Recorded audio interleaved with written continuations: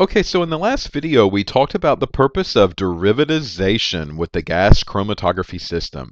And we said derivatizing these compounds will allow us to take a compound that's normally not suited for gas chromatography and change it in a way so that we can analyze it on the gas chromatography system. And most of the time, this is done with a reagent such as trimethylchlorosilane, or what we called TMS for short.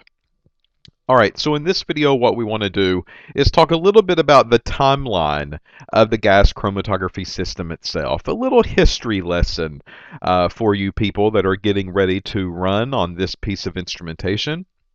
And back in 1955 is really when the first gas chromatography system came around.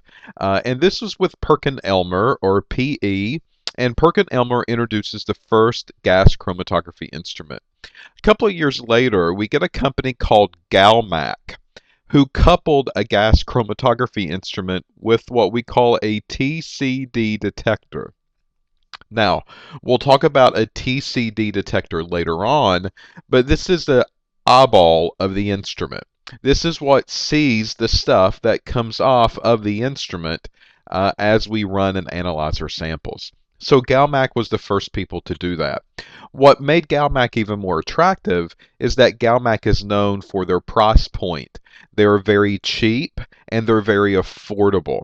So Galmac begins to make a move in the Perkin-Elmer world, what was once just theirs. So Perkin-Elmer gets kind of upset. You can kind of expect that to happen. And then a couple of years after that, 1962, we see Perkin-Elmer introducing the first customized GC system. So now they're giving customers an option. These are things that you can add on to the GC. These are things that you don't have to have with a GC to make it cheaper.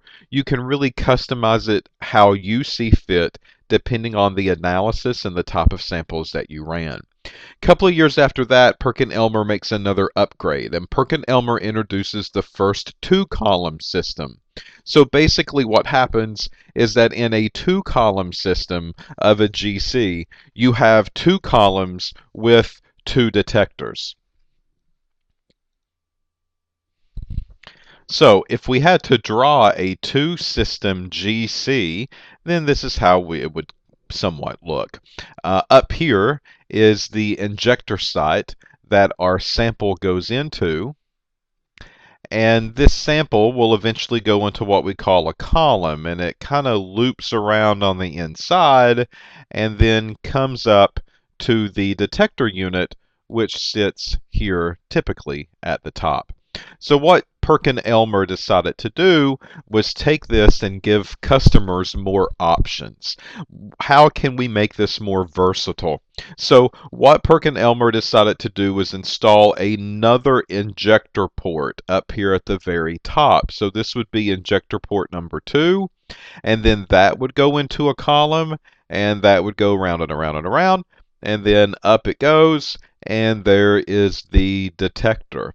So you can run more than one sample at a time if that's what you want it to do. You could have different columns in each part of the GC. Maybe this particular column on this side would be ran for diesels, and maybe the column over on the right-hand side, that would be ran for herbicides or pesticides. So it really gave customers a chance to somewhat have two GC systems in their laboratory because they both operated and behaved in a different way, and you could control them using the software on either side.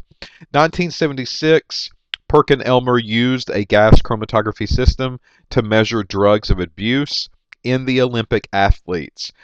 We were thinking that they were taking things to make their stamina last longer and make them gain muscle mass, and you name it, drugs of abuse, all of them were getting tested.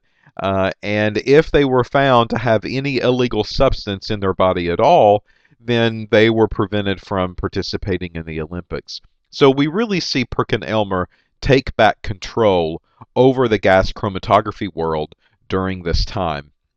1979, that is when the somewhat patent ran out on the capillary column.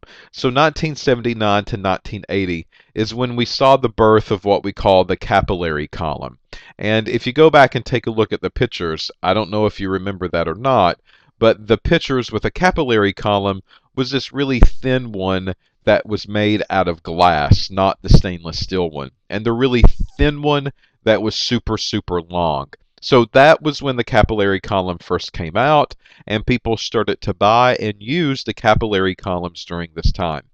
Finally, in 1981, we get another company with the name of Shimasu, who was a Japanese company that released a gas chromatography system with a smaller footprint.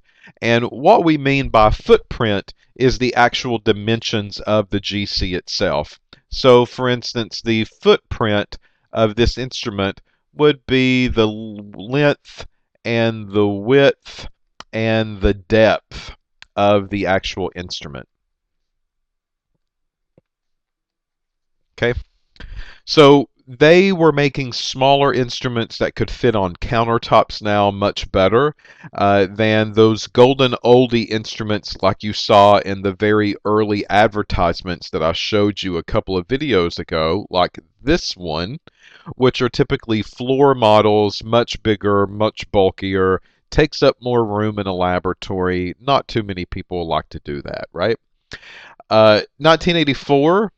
Hewlett Packard released the 5890, and Hewlett Packard actually became, at this point in time, one of the best selling GC instruments that we still really acknowledge today. So Perkin-Elmer had the company and the GC market very early on, 1980 and before.